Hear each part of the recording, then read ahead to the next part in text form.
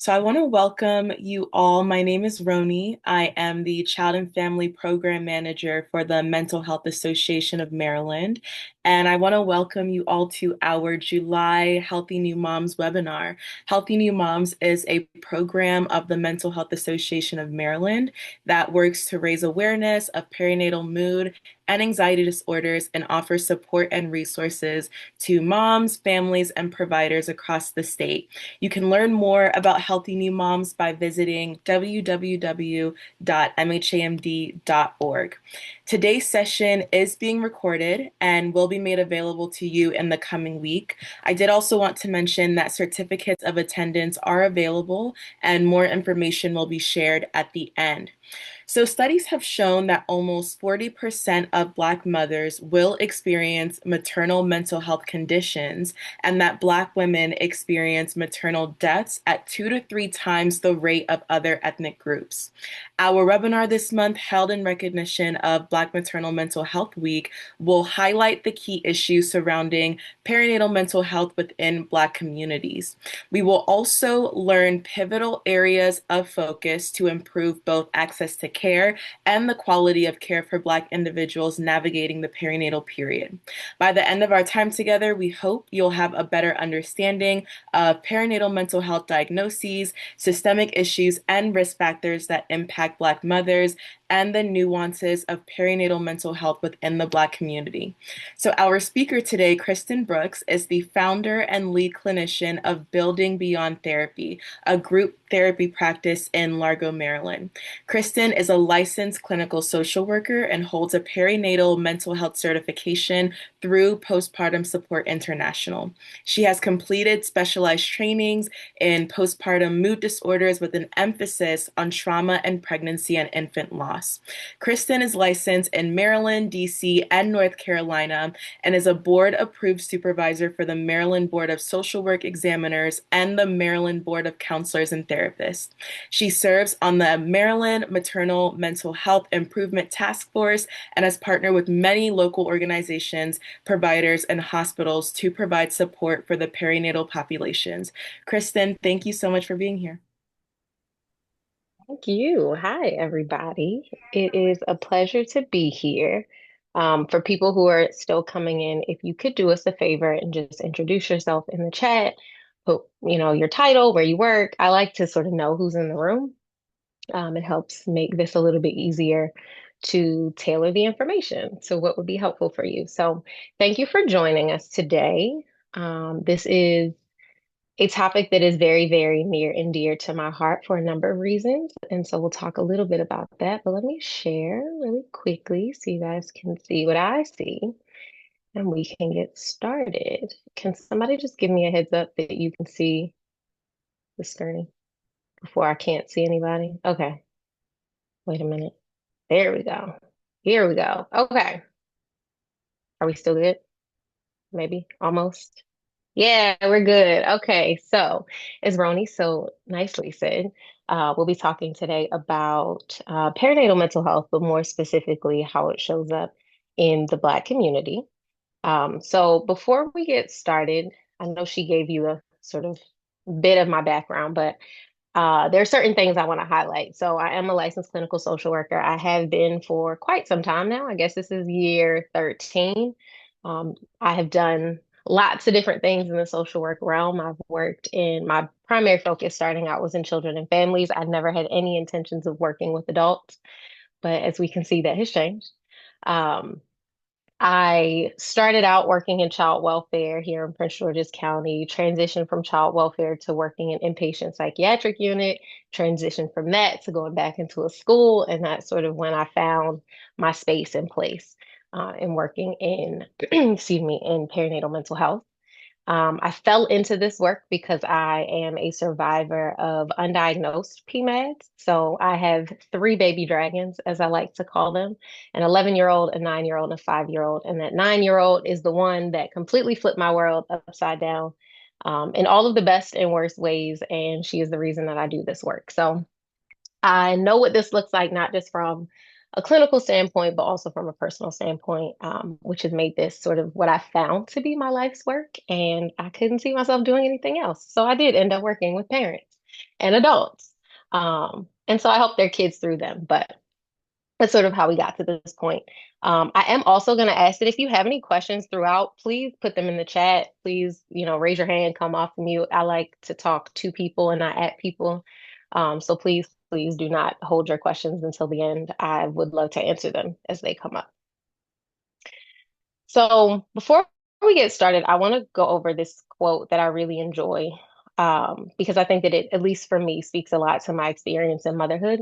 It says, "We educate moms on what to expect during pregnancy, how to care for baby, showing happy pictures of smiling babies. But what we don't tell moms is that the postpartum phase is going to be a stress-filled roller coaster and that she matters and will need care and support."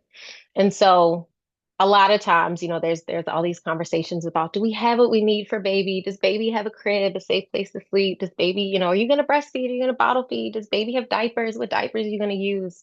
But a lot of our conversations aren't really centered around making sure that there is wellness with the individual who is bringing this person into the world, and making sure that we as parents, as birthing individuals, have what we need. And so I like to start all of my presentations with this quote because I think that it helps us center the importance of this conversation. And funny enough, right before hopping onto this, I was in I have a virtual postpartum support group that my practice runs, and we had a new mom, and I told her like, "Oh, it's so great you have a baby. We don't really care about baby. We want to know how you're doing. Everybody else cares about baby, so we really want to talk about you." So, as Roni said, we will identify and define some of the various perinatal mood and anxiety disorders because there tends to just be one or two that are talked about. But I want to make sure that we at least have an understanding that there's like this full umbrella of them. We'll understand prevalence, risk factors, and the impact of PMADs on birthing individuals and their families. And then we will round out by discussing the importance of understanding the nuances of perinatal mental health within the Black community because presentation is a little bit different. So, what is PMADs? I will use PMADs because perinatal mood and anxiety disorders is too long. Some people have issue with the MADS part in it. I don't particularly care. I know there's also sort of some interchange in maternal mental health, but that can be a bit exclusive of individuals who do not identify within the binary. So, perinatal mood and anxiety disorders are mood disorders that occur during pregnancy or the postpartum period.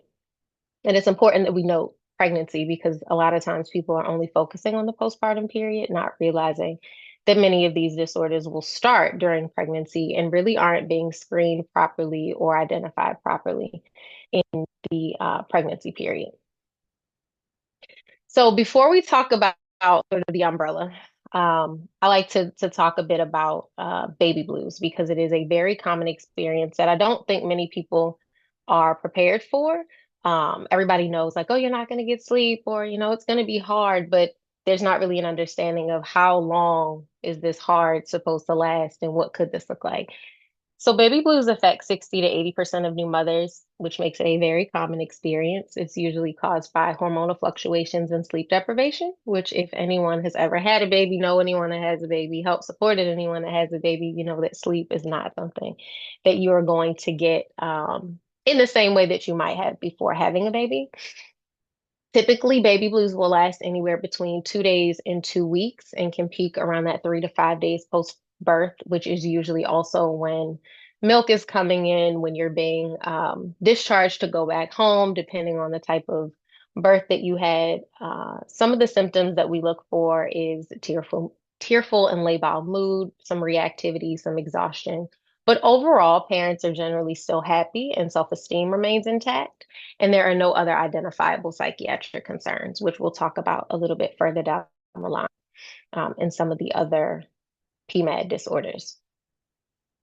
So, like I said, I think of everything in analogies because I'm very visual. So I like to think about PMADs as an umbrella, and there are all of these sort of diagnoses that fall under the umbrella. So we have, I think, what is the heaviest hitter, what is the most commonly recognized as postpartum depression, but there's also postpartum anxiety, postpartum OCD, bipolar disorders with peripartum onset, postpartum psychosis, and then postpartum PTSD. And I'll weave some sort of personal experiences in this as well, because that's just the way that I practice, the way that I teach, the way that I present. So again, just roll with me in the process.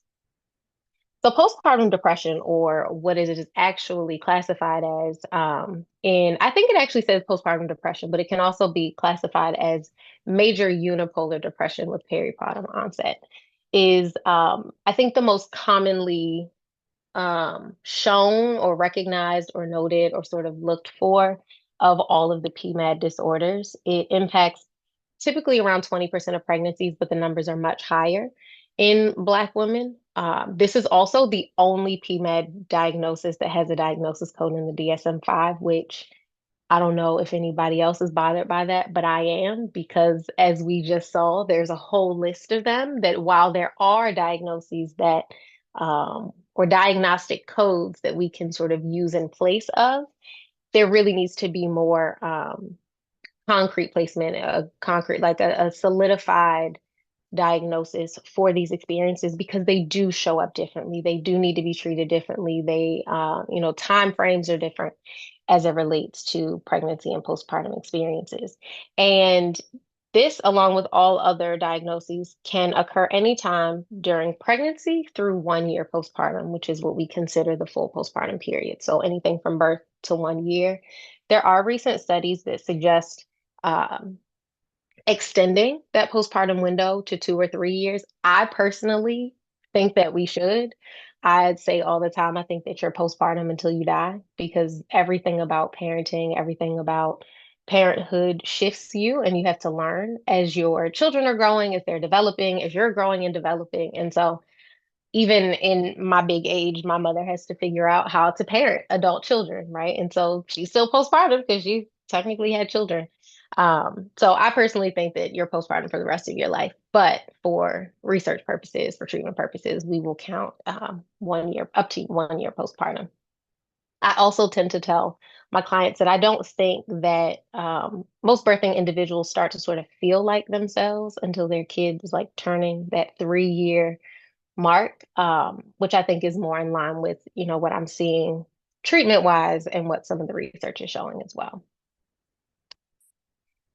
So perinatal depression can present as feeling overwhelmed. There can be a lack of connection to baby, but not always will that be present. And I think that this is where some of the misconception comes in the ways that we are seeing postpartum depression depicted in media and in TV shows and online. It's like, well, if I'm not disconnected to my baby, then I must not have postpartum depression or perinatal depression. And that's just not the case.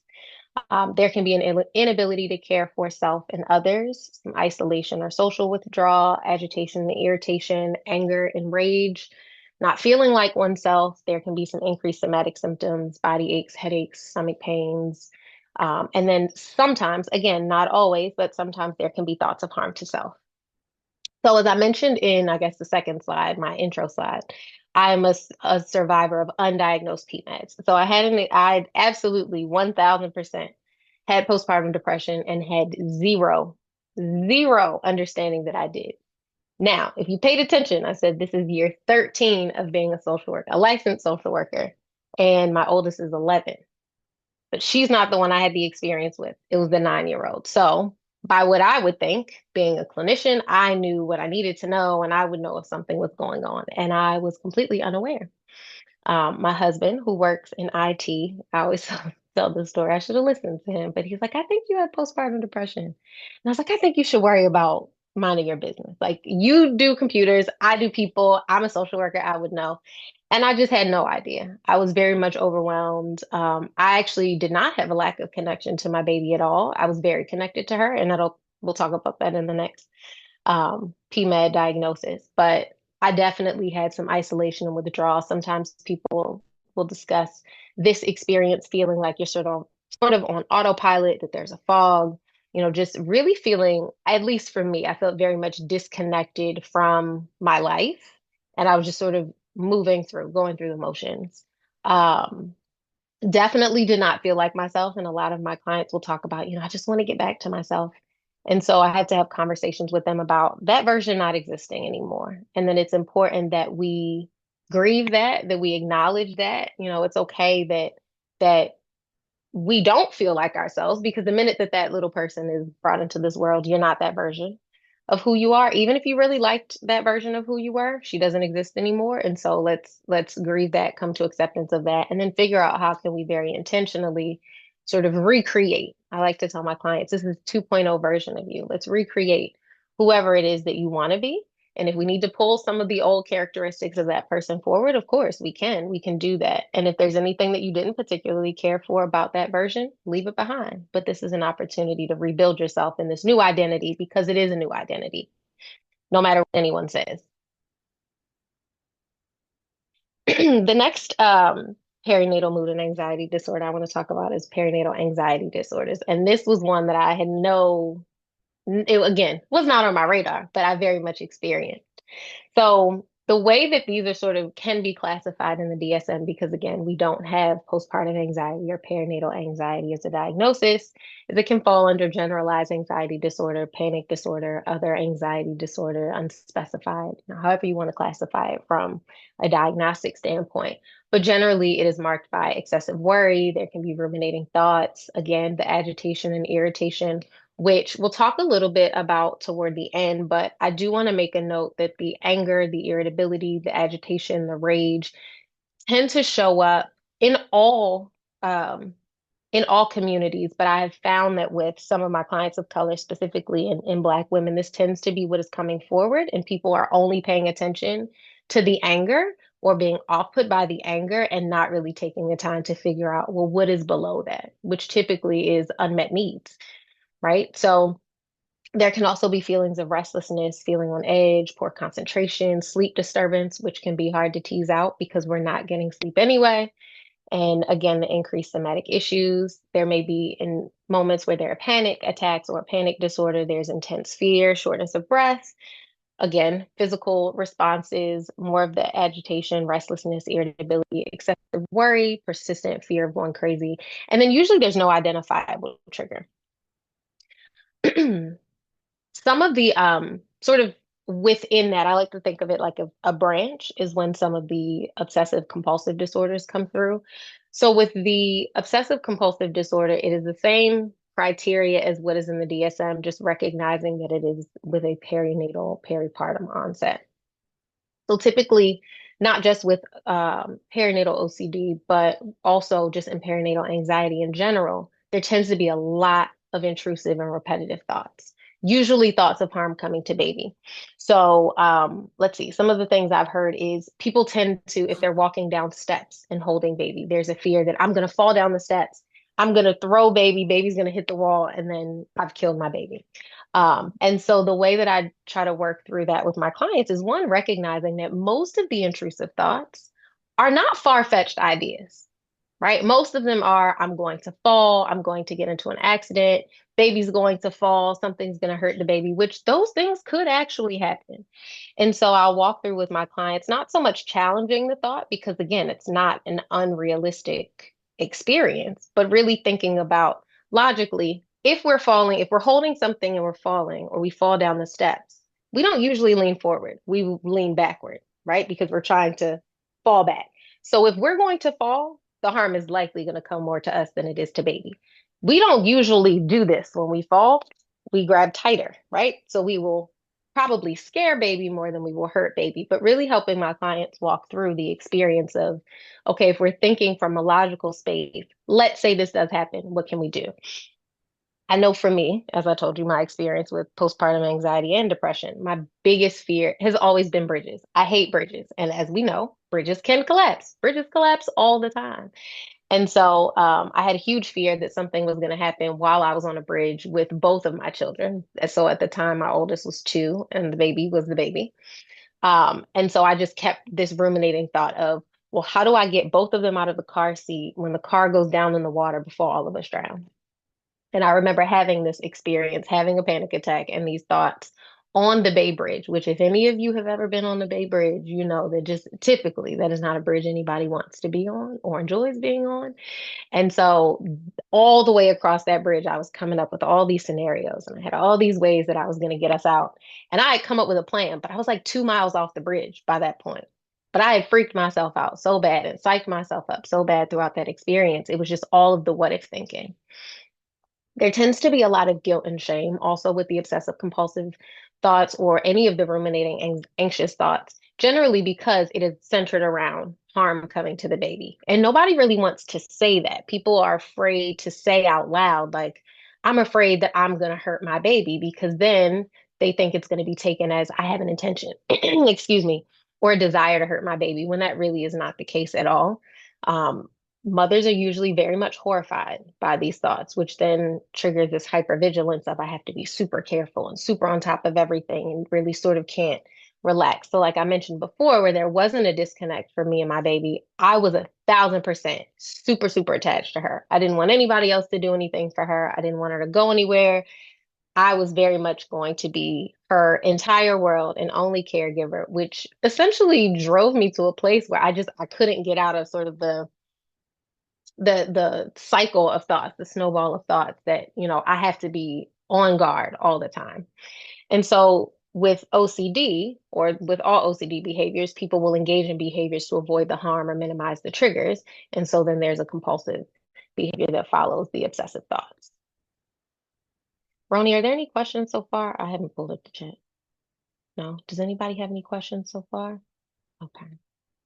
Let me look at the chat. I see people popping in. I just want to see where people work. Got some Columbia. Oh, Circuit Court. I feel like all my family has worked for the Circuit Court of Baltimore City. Got some health department, maternal infant health task force. Hi, guys. Peer navigators. Please feel free to talk to me. I really don't want to just talk to myself. Just letting y'all know. Okay. So, ooh, all right. So then there's perinatal PTSD, which we don't hear a whole lot about, but I am finding that in my practice, this is actually something that is extremely, extremely, extremely common, particularly in Black women. And as Roni stated, maternal mortality is high, right? Maternal death rates are high in Black women in birth and in postpartum. I have unfortunately thankfully, have not had um, any losses that I know, of people personally or professionally, but we've had quite a few close calls. I myself had a very close call postpartum. And so birth trauma is a very real thing. And many people typically don't even recognize that their experience was traumatic until we're talking about it. And I say, hmm, that sounds like that was traumatic. And it's like the light bulb clicks and they're like, it was. I think that birth in general it's a trauma to your body. You are pushing a person who is not really small. Like unless they're small, they're a decent sized human being out of your body that is carrying and experiencing probably the most amount of pain, the highest level of pain that it will ever experience, whether medicated or not. Whether a C-section or vaginal birth, it is something that is happening to your body. Your body is holding on to that experience.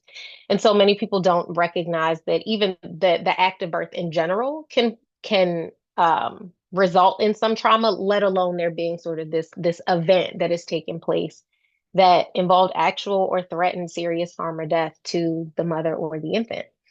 Birthing people often experience intense fear, helplessness, loss of control, horror. I cannot tell you how many clients I have, even before birth. All of them are Black women who are afraid of dying. And they will verbalize that to me. I'm afraid that I'm going to go in and I'm going to die. I'm afraid that I'm going to go in and I'm not going to come back out. I'm afraid that something's going to happen to me or my baby. Somebody's not going to listen. And rightfully so, because these things are happening. They happen every day in our country, and we see it happening, and it continues to happen. Oftentimes, I will have, even not just necessarily around birth, but then also after birth and the postpartum recovery period, there's a lot of fear that, around high blood pressure. Am I going to have a stroke? Is something going to happen to me in my sleep? And so, again, not an irrational fear. These are things that actually are happening. I have had clients whom, thankfully, because I like to say I'm nosy, I'm asking all the questions because I don't know if anyone else is asking the questions. So I'll ask the questions. And I've had at least two, maybe three clients that in our initial visit, which is usually for these particular clients, was very shortly after they'd given birth. In my assessment, I'm asking, how are you healing? How are you recovering? Are you noticing any swelling, any headaches, any vision issues? And they've been like, oh yeah, my feet are swelling or my hands are really swollen or, my head has been hurting. Um, and I'll say, well, check your blood pressure or call your doctor so you can have your blood pressure checked. And I've had two clients, and both my sister and my sister-in-law, the exact same experiences happened, and all four of them have had to go back into the hospital for additional monitoring and treatment of hypertension, postpartum preeclampsia. So it is something that we as providers, even if that is not your area of expertise, ask the question, right? I'm not going to say, oh, well, go tell them to give you magnesium or give them whatever. That's outside of the scope of my practice. It's not outside of the scope of my practice to just ask the question because I am likely the only person that they are seeing on a regular basis. They're not seeing the OB after, let's see, they get out of the hospital. They might have a 2 or 3 week visit. Then they may go to their 6 or 8 week visit. But a lot can happen in a week. A lot can happen in 2 weeks, 6 weeks, 8 weeks. They may be seeing the pediatrician more often, but the pediatrician is usually not asking questions of that birthing individual's experience. They're usually just focused on baby. So if you have the pleasure of working with a birthing individual, I will always, always, always encourage you to ask the questions and ask them frequently because they may not know. It's not on their radar. They're not paying attention. They're worried about baby, and how baby is doing, how baby is recovering, not so much on their own treatment or their own recovery. So perinatal PTSD can be caused by a number of things or occur in a number of ways. It can result in the perception that there's a lack of caring. They may feel abandoned, stripped of their dignity, especially if decisions are being made and those decisions are not being communicated or the options are not being communicated in the event that they are able to. Obviously, we know that emergency situations happen, and so we can't always sort of sit down and break down all of the options. But in many cases, a conversation can make a difference. Sometimes there's a lack of support or even reassurance. I remember, so I said the middle one was the one, but before that one, I had to have a C-section with my oldest that was unplanned, and was not what I wanted for any of my birth experiences, but particularly for the first one. And as much as things needed to move quickly, I still remember the doctor who I had never met. She just happened to be the doctor that was on that day, and she had a conversation with me, and she said, "Listen, I know these aren't the options you want, but this is what's happening. This is why, and this is why I feel like we need to make this decision." So I felt like there was communication. I felt like there was some reassurance in her saying, "I'm going to make sure that you and your baby are okay, and that's what we need to do." And so I don't necessarily classify that experience as being traumatic, despite the fact that that was the only birth that I had to have end in a C-section, which was not how I planned. Mothers often feel invisible, again, because conversations are happening around them and not including them, which leaves them feeling powerless. They may feel like there's a betrayal of trust, especially if they have communicated certain things that they want and those things are not being respected or as much as possible being followed as closely as they can be. They don't feel protected by their care team and often question whether a healthy baby justifies the trauma that they've had to endure, right? So is this baby that I've gotten that I may have prayed for, that I may have planned, or that I really wanted, was this baby and all the things that now come along with this baby worth me having to go through something that was as traumatic as I've experienced? I also see that a lot, the questioning the healthy baby, not just in PTSD, but often in any of the PMAD experiences. Um, when we've had people who have had difficulty conceiving. We've had people who've had losses before. If the postpartum experience isn't what they expected, then they feel bad. They're like, I can't complain because I wanted this baby, but this was not what I signed up for. This was not what I expected. So, some potentially traumatic perinatal events can include an emergency C-section, postpartum hemorrhaging, prematurity or stillbirth, any unexpected NICU admissions, severe preeclampsia, tearing, HG, which, if anyone does not know what hyperemesis is, it is very intense and serious morning sickness. Not really morning sickness because it happens all day every day throughout the pregnancy for some people.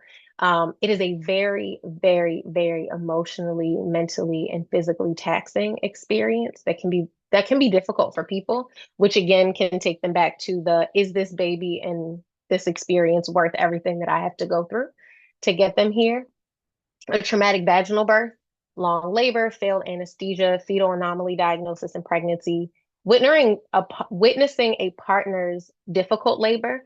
And this isn't something that I said before, but in the same way that the birthing individual can experience a have a PMAD experience, so can dads. And I know that's something that was a webinar, I think, last month or the month before. It happens. It happens more than I would be willing to bet. And I'm no researcher. So if anyone is a researcher, by all means, feel free to take this thought and run with it and look it up. Research it, do the work for us. But I'm willing to bet that the occurrence of PMADs within dads is much higher than the 10% that is being reported. And I believe that most of it is because people are not asking. They're not asking dads and they're not asking the right questions, right? Or the right people aren't asking the right questions. So I feel like there's sort of a combination of all of it. And then any medical complications in pregnancy or postpartum. All right, let me check the chat while I take some water. Mm, let's see. What's the name of the support group? It's just called Postpartum Support Group. It's free. It's a free virtual bi-weekly postpartum support group. All the information for the support group is on our website. I hear from a lot of women who are hurt and validated after traumatic birth when people tell them, at least you have a healthy baby. Absolutely. That drives me crazy. Because I think that in anything, right? Like not even just in birth, but anything to sort of try to validate or like level set somebody's experience is just like, why? What is the reason? Because multiple things can be true, right? I can be thankful that I have a baby and also say that this experience wasn't what I thought it was going to be. As much as I love my little baby dragons, I'll tell people all the time, it is the greatest thing I've ever done in being somebody's mother. And it sucks sometimes. It's hard all the time, right? I don't know how to be anybody's mother, let alone three people. I don't know how to do this. I feel like I still have to call my mother sometimes, like, okay, what would you do? Or what do I need to do? Or how would you handle this? And so to think that anybody let me be responsible for three other people is crazy. So multiple things can absolutely be true. And I think that the more that we empower, especially if you are working with clients in whatever capacity, the more that we can validate people's feelings, the more that we can empower them to just say, like, that's not okay to say to somebody. Then we can start. I really feel like a ripple effect is how all change happens. And I think that sometimes just in telling people, like, I'm going to give you the benefit of the doubt that you thought that that was going to be helpful, but it's actually invalidating to my experience. Okay, perinatal bipolar disorder, which again falls under the exact same bipolar disorder criteria in the DSM-5. It's just that it is something that is occurring in the prenatal or pregnancy and postpartum experience. It is defined by at least one lifetime episode of mania or hypomania, so elevated mood, um, racing thoughts, euphoria, agitation, decreased need for sleep. We definitely see this a lot in pregnancy. Again, so the decreased need for sleep is that not so much that they're not getting sleep as much as it is I don't need the sleep. I can function and I feel well rested. I've heard people say, "Oh, I feel well rested," but they've gotten 2 hours of sleep in 3 days. Pressured speech, increased energy, delusions, impulsivity. There can be some psychosis sometimes with bipolar disorder as well. So, characterized by the high highs and the low lows. Rates of bipolar depression and peripartum onset are much higher in Black women. And the experiences, let me go back for a second. So 50% of people who are diagnosed with 50% of women who are diagnosed with bipolar disorder are usually diagnosed with it after they've had a baby. And so I've seen this as well that let's say someone has been diagnosed for a while with bipolar disorder, and it's like, I mean, I'm sorry, with depression, and that's all that we've ever seen it presented as. Something happens after they give birth to baby, whether it's hormones or whatever, the switch flips and now they are experiencing mania. That is not an uncommon experience. Postpartum psychosis is something that happens less frequently than the other diagnoses that we've talked about, but it is very, very, very, very serious. It is an experience that is marked by psychotic episodes or psychotic symptoms, psychosis, so delusions, hallucinations, irritability, agitation, mood swings. It again is happening far less frequently, but it is, I won't say more serious because I don't think that we necessarily it's comparing apples and oranges, but it is one of the only, depending on the severity of the other diagnoses, it is absolutely one that is going to require immediate intervention, usually requiring medication, may require hospitalization, and usually is going to happen within the first 2 weeks. It can happen after the first 2 weeks, but typically the onset is going to occur within the first 2 weeks after birth. And if it is untreated, can continue to go on. And so I'm sure we've all heard stories of, mothers who have um, committed suicide, mothers who have harmed their children. And since sort of this becoming my life and becoming my specialty, every single time, the first question I ask is, does she have a baby? How old is the baby? How old is the last kid that she had? Because if we really pay attention, more often than not, there is a young child.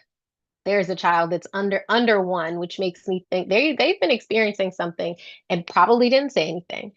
Because in these situations, because of the psychosis, it's not so much like where before where we have the ruminating thoughts that are scary.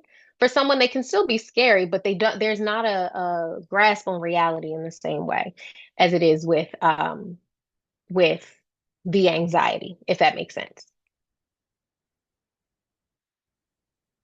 So some of the risk factors for postpartum psychosis is it can be first baby, but it can happen in any other pregnancies. A discontinuation of a mood stabilizer. So let's say someone was on medication for bipolar disorder or previously had some sort of um, episode or any sort of mental health crisis where they needed mood stabilizer. If that is discontinued, then their risk of experiencing psychosis, a postpartum psychosis episode is higher. Some of those obstetric complications that we talked about before, the birth trauma, the PTSD events, those can contribute. Perinatal or neonatal loss. Um, like I mentioned, previous bipolar episodes, psychosis, depression, anything like that, history of bipolar depression, bipolar disorder, family history of bipolar disorder, or family history of postpartum psychosis, and absolutely sleep deprivation. Sleep is the most important thing. And it's so cliche, sleep when the baby sleeps. And I used to hate when people say that to me. So I don't say that to people anymore because I'm like, well, what if I don't want to sleep? They're sleeping and I want to scroll on social media or something else. But it is important that we are assessing all of our clients, again, in whatever capacity you're working with these clients, to make sure that they are what does sleep hygiene look like? What does rest look like? Even if sleep isn't happening, is rest happening? Because I think that that's the easiest thing to get out of hand very quickly, especially if there are some of these other things. The anxiety is present. I'm not sleeping. I'm sitting and watching my baby to make sure they're breathing. And that can very quickly escalate into something else. Any questions so far, Ronnie? No? Okay.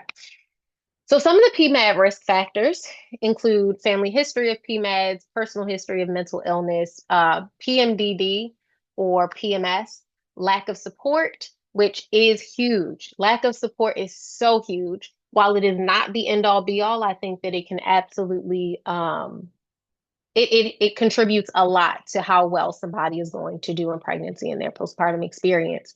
Not saying that it is going to keep any of these events from happening, but I do think that a lot that having support or not having support will make a difference.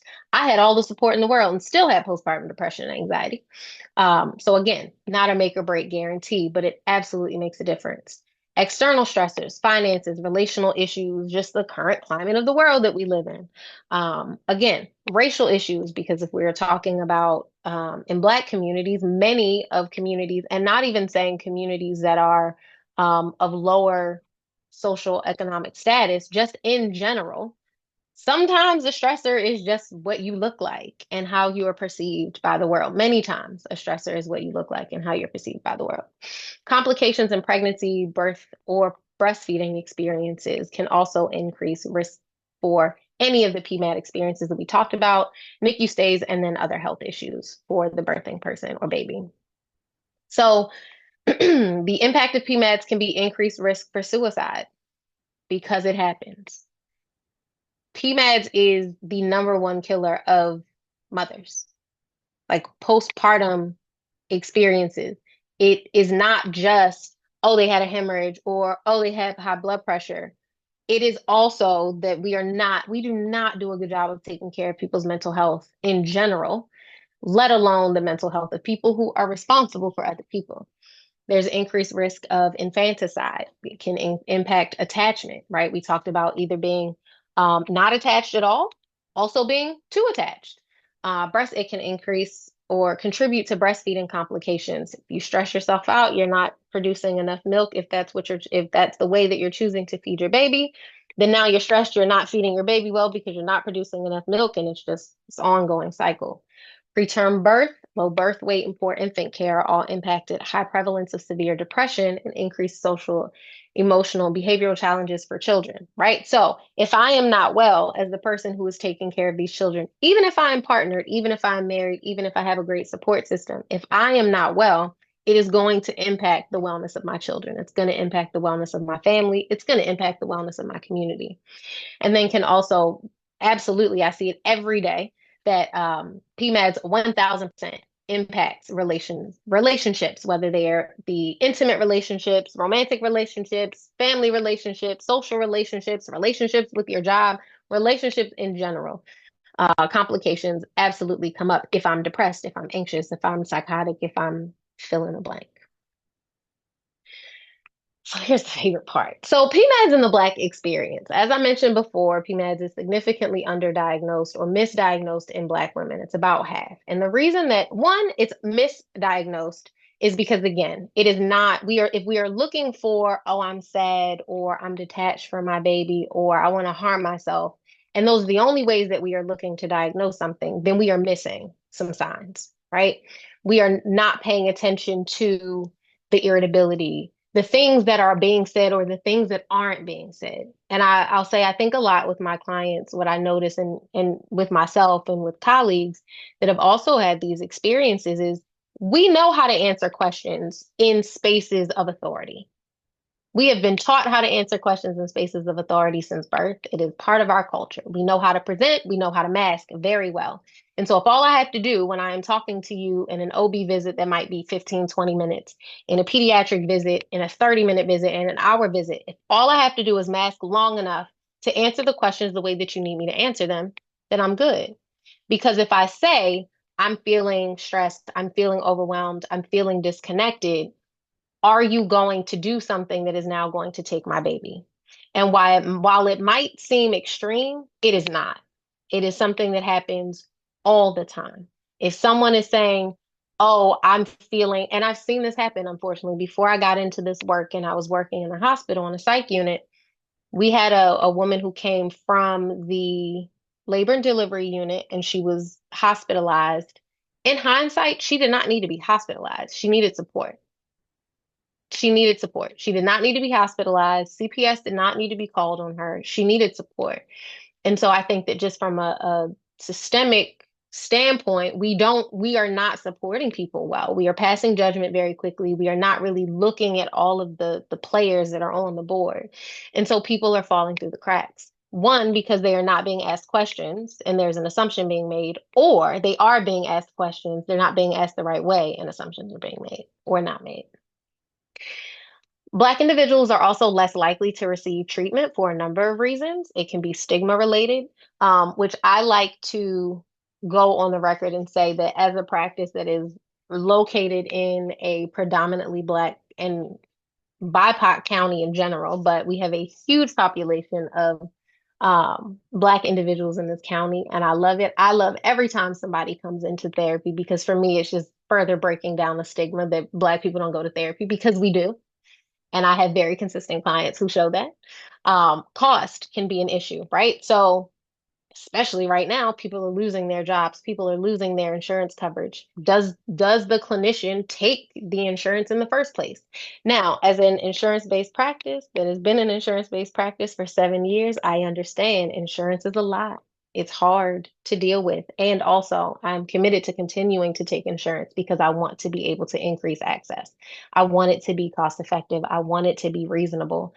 I cannot expect that a mother who is struggling, any person who is struggling, they're going to pick coming to therapy and paying out of pocket over feeding their child, over putting gas in their car, over keeping a roof on their head. They're not going to do that. It's a matter of, I'm going to pay $150 to this person every week, or I can pay $10 to this person every week because they take my insurance. They're probably going to come to me.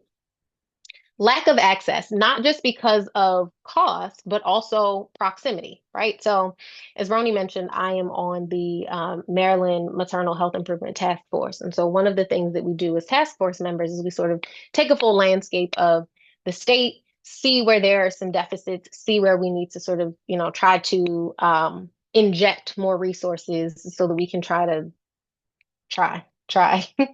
to inform legislation, to inform changes in our state. And on the Eastern Shore and Western Maryland, there's like nothing. There's nobody there. So if someone were looking for it, telehealth has made this, at least for a mental health standpoint, easier that we can access people who are not right down the street from us. It still is a lack of access. If there are not providers in your area, there are not providers within your insurance network, there are not providers that are specifically trained or have an understanding of some of the nuances that come along with pregnancy and postpartum experiences. And then on top of that, the culturally competent piece.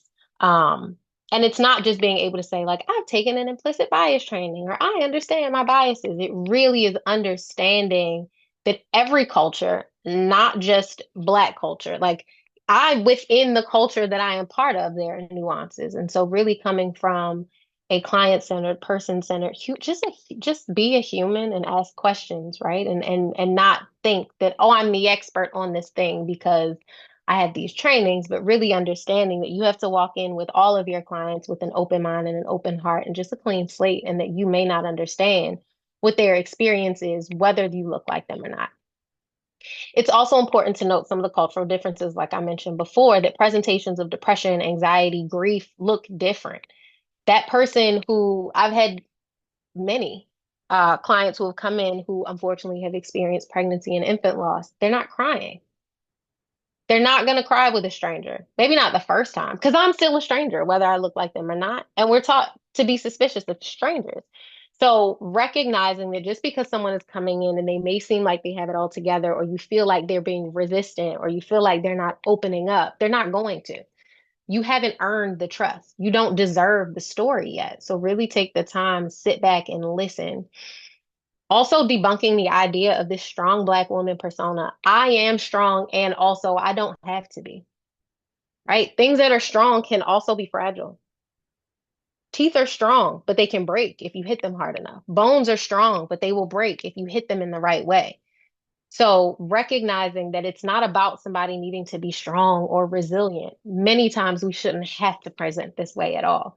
And so giving people the space, giving Black mothers the space to say, like, I know outside of here you can't say certain things or you can't present a certain way, but in this space, none of that matters. In this space, you can say whatever you need to say and you won't be judged for it. And then recognizing how Black motherhood might be viewed, not just by that person, not just by society, but by you, by your own biases. How have you seen Black mothers? How does our society view Black mothers? How has our society historically viewed Black women who mother and parent? Right? Really understanding that this is not just a 2025 thing. This is many, many, many, many, many generations of ingrained beliefs and ingrained ideals, and they still show up today, every day, in the ways that we navigate the world. And then, if you get nothing else from this, just understanding the importance of rapport and trust, and that is not something that is given. You have to earn it. You have to earn the trust of people who come to you. And I don't care how long I've been working with a client, I will tell them I am just grateful that you continue to trust me with your story, that you continue to trust me with your secrets, because most of the time I know more about them than the people in their lives, than the people who sit next to them, who sleep next to them, who fellowship next to them. So Black Maternal Mental Health Week, which we are currently in the middle of, if you did not know, and it's from July 19th to July 25th. It was started by this fabulous woman in Houston, Texas, named Kay Matthews, who I've had the pleasure of meeting at the Black Perinatal, it's long, y'all, and I'm on the planning committee, so forgive me. The Black Perinatal Health and Reproductive Justice Summit that has happened now twice. It happened the first year we did it was in 2023, and then we just did it again in 2024. And so I am praying that it will happen again in 2025 because it is a beautiful, beautiful space to come together to talk about Black perinatal health and reproductive justice as a whole, but also just bring people from all over the country to talk. And so Miss Kay Matthews was there this past year. She's the founder of Shades of Blue Project, which is a whole movement. I won't even say a practice or organization, but it's a whole movement in Houston, Texas. This weekend is actually the Black Maternal Mental Health Summit that she has been putting on for the past few years. The whole goal of this week is to raise awareness and advocacy for mental well-being of Black mothers. So we have Maternal Mental Health Week, which is great. That's for everybody. Again, but this week is for Black maternal mental health awareness and understanding again the nuances and the importance of having awareness and advocacy specific to our care because we are at risk. We are very much at risk. Black Maternal Mental Health Week, some of the partners are the Black Mamas Matter Alliance and the March of Dimes. And within the Shades of Blue project, there's something called the Inspire Method Training Program, which helps providers understand how to work specifically with um, Black birthing individuals as it relates to their perinatal mental health. Here's some resources, local resources. So PSI, Postpartum Support International in general, but there's also a PSI Maryland chapter. If you have clients or know someone who is looking for a therapist, specifically a Black therapist, you can go to Therapy for Black Girls directory. There's tons of us on there.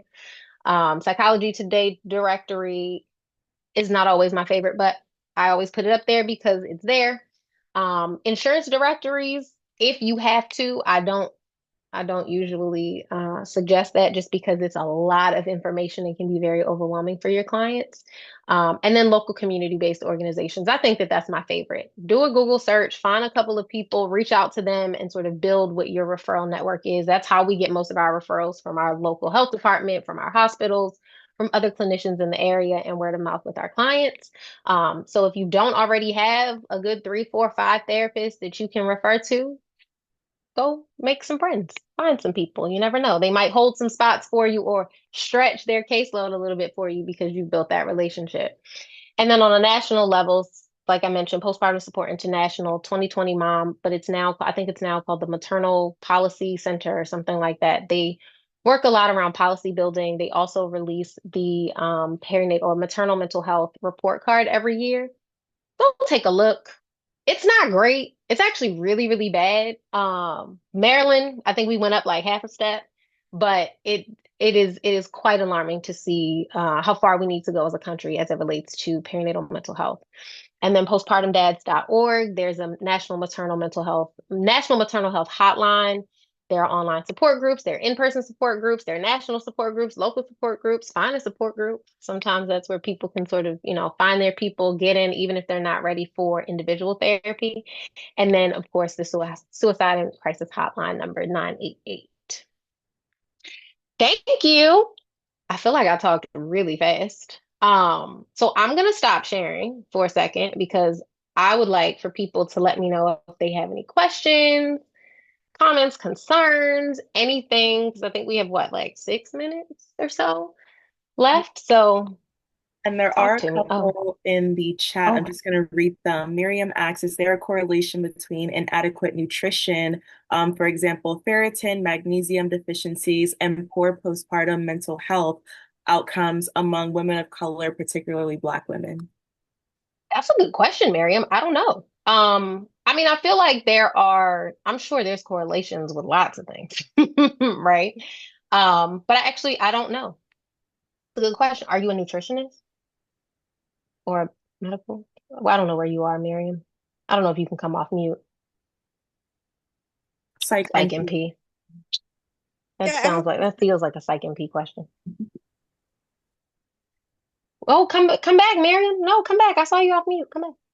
Oh no, I hope to study that because I think that there is a correlation. I think there are societal correlations as well, external Hmm. correlations that are known about, but I think internally that's something that's sort of undiscovered. We treat women who are eclamptic with magnesium, but we don't talk about proper magnesium nutrition prior to that event happening. So I'm going to look more into that. So I'm gonna give you a recommendation, Miriam, if you're open to it. There's a psych MP that we partner with. She's amazing. Her name is Dr. Joanne Patterson. I don't know if you've ever heard of her. She's the mobile psych MP. She was on Kelly Clarkson, y'all. It was wild to see Dr. Joanne on there. But we refer to her a lot because very much to your point, she takes a holistic approach, which I can appreciate, right? She's looking at nutrition without a doubt. I don't care. And she specializes in perinatal mental health. But without a doubt, I know when my clients go to her, she's going to have them do blood work. She's going to put everybody on a probiotic. She's going to put everybody on a multivitamin. She's going to give everybody a supplement if something's missing. She's going to go through these labs and see, oh, you're missing this, you're missing that. This is what you need before we even get to the psych meds, right? Because they may not need that. They may need something else. So I think her website is Dr. Joanne. I don't know, just look up Dr. Joanne Patterson. You'll find it. But your question makes me think about her, Miriam. Let's see. We I also pulled up the have chat. someone ask, I'm curious to hear what level of self-disclosure you utilize with perinatal clients, such as a fluid balance between connecting through similar experiences, feelings, and keeping the focus on the client. Hmm. So I and that's a good question. My practice has interns. I love interns. I love to teach and I love to create space where I feel like people are learning how to work with people in a way that's realistic. And so the reason that I say that is because, excuse me, as a Black woman that Black women come to, if I tell them nothing about myself, which is how I was taught to be a social worker in grad school, they're not going to talk to me. So I probably self disclose more than maybe other therapists would because it is helpful to the therapeutic relationship that I have with my clients. Now, they don't know where I live. They're not, know, we're keeping it appropriate. But I will, if there is an experience that aligns with theirs, or there is something that I think that they would find helpful, I'm going to share that with them. Because I think that there's something about leveling the playing field with my clients where because I'm the therapist, they think like, oh my God, you don't struggle. And I'm like, that's just not true. I'm human before I'm a therapist. So I do disclose again in ways that are appropriate. Um, but all out, I don't, let me say this. I don't think there has been a time where my self-disclosure has not been helpful for my client.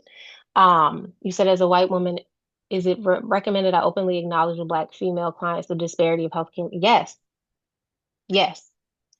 If a dog barks, say it barks. Right? I don't think that it does anything for anybody to tiptoe around something, to not call something out. I think that regardless of what you look like, but specifically if you look like what we consider the majority, even though it's technically not the majority, right? If you are a white woman, use your space and privilege and ability to be seen and heard as a white woman to advocate even if that means showing your client like, hey, I recognize that the way I say something may not be how you can say it or it may not be received in the same way. So how can I step in the gap to advocate for you? So yes, I think that your duty and responsibility to openly acknowledge with your clients disparities in healthcare. Um, and the outcomes because they may not know. And if they do know, they may not expect you to know. They may expect you to be oblivious to it. So show them that you're not. Thank you, Elaine. I appreciate that. That's my mom's middle name, so we got a connection now. Thank you. I agree it's important. Any other questions, thoughts, comments, concerns? You guys had good questions. No? If not, I just want to again thank you so much, Kristen, for this amazing presentation. And I want to thank you all for joining us today. You will receive a follow-up email with the link to the slides, with the Building Beyond Therapy website, and everything that was shared today. Like how I mentioned at the start of this, certificates of attendance for today's webinar are available upon request. There will be a link posted in the chat where you can, send in your information and we'll get that sent over to you. If you're interested in serving as a guest speaker for upcoming Healthy New Moms webinars, please also click the link in the chat, and someone from our team will reach out to you. You can stay tuned for our August webinar information, but for September, on Tuesday, September 2nd, we will be exploring the impact of intergenerational transmission of trauma between mothers and children. We look forward to working with you all to support mothers and communities across Maryland. If you have any questions, feel free to email us at info.hnm@mhamd.org. Thank you all so much and have a great day.